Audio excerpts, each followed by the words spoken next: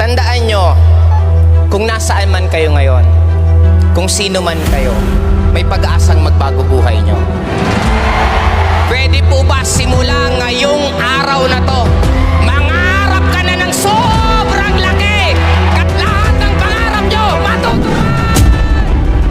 Hello po sa inyo lahat.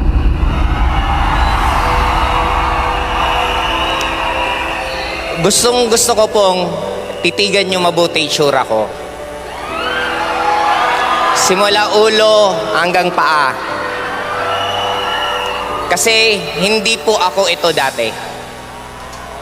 Nagsimula po ako sa industry ng networking. I really hate public speaking. Nung nag-aaral ako, ayaw na ayaw ko nagsasalita sa classroom kasi feeling ko masyadong epal. Hindi ako nagbabasa ng libro. Nung nag-aaral ako, masipag lang yung mga classmate ko mag-aral kaya nakapasa ako. But, since I want to change my life, nung nag-networking ako, kailangan daw maging magaling mag-talk. Hindi ako nagbabasa ng libro, pinilit ko magbasa. Unang libro ko nabasa, Rich Dad Poor Dad, first page, one day. Ang hirap magbasa pag hindi po kayo nagbabasa ng libro. Pinilit kong basahin, isang araw, isang page. At least okay na. Sumunod, isang page. Now, ang buhay natin napakasimple. Hindi naman mahirap maging mayaman. Nagkataon lang, gusto natin magbago buhay natin, pero ayaw natin magbago. Wala ni isa sa atin dito, pinanganak, na tinuruan ng magulang maging networker. Walang subject sa school na tinuruan ka paano ka maging networker.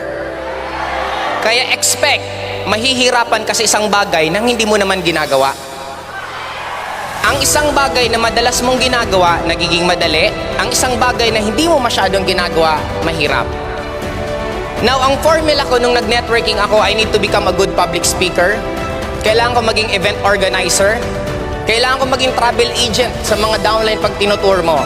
And ang formula ko napakasimple, kung ano ang skills na gusto nyong matutunan, yun ang basahin nyo. Example, gusto nyong yumaman, magbasa ka ng mga tungkol sa pagyaman. Makinig ka ng mga mai-inspire kang yumaman. Magkaroon ka ng mga kaibigan na ang goal mo is yumaman. Now, dun ko na-realize, sabi ko, oh, ganun lang naman pala kadali. And ako, ang naging basis ko, ng growth ko, ng evolution ko, is paano ako makatulong sa mga downlines ko. Kaya ako naging marunong mag-talk in public speaking kasi sa Bicol po, wala akong choice. Wala pong speaker eh. Ang mga upline ko nasa Metro Manila. Kaya sabi ko sarili ko, pipilitin ko matuto mag-public speaker. Kaya right now, ito yung gusto kong mas pinaka-maintindihan po ninyo. Hello po.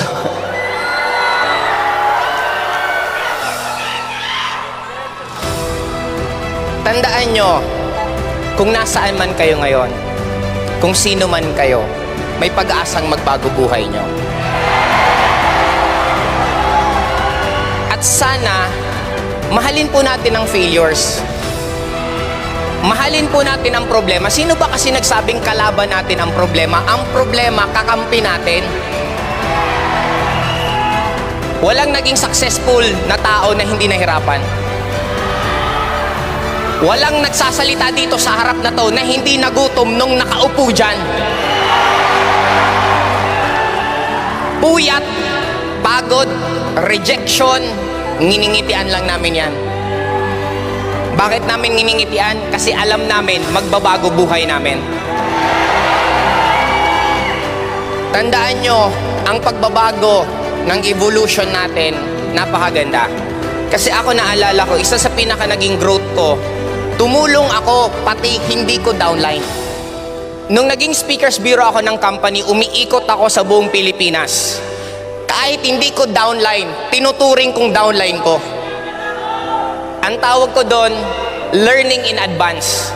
Kasi sabi ko sa taas, Lord, gusto ko magkaroon ng napakaraming grupo. Gusto ko magkaroon ng napakaraming linya. Kaya lahat pati crossline ko ituturing kong downline kasi ngayon pa lang pinapatunayan ko sa inyo na kaya ko mag-handle ng napakaraming grupo. Kaya right now, ayoko man po magyabang, pero kahit papano kalahati ng venyong to nasa under sa community namin.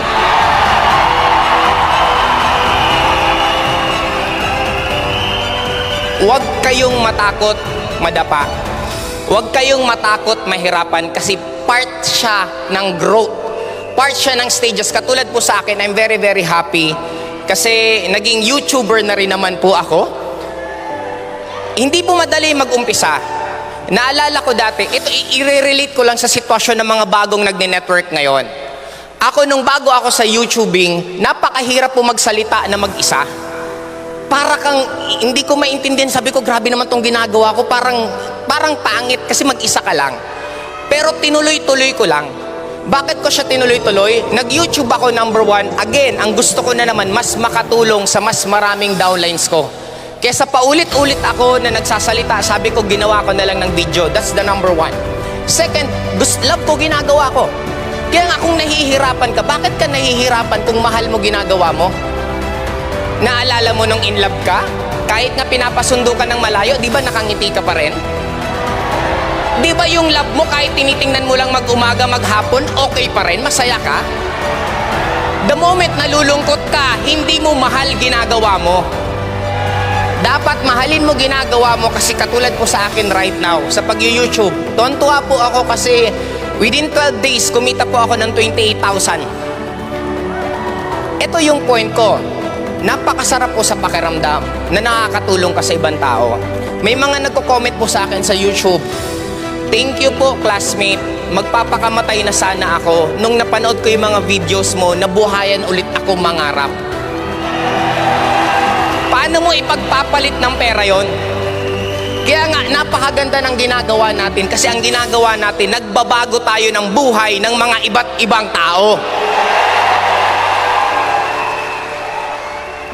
Tandaan nyo po, if you really love to help, yung evolution, magdudugtong-dugtong.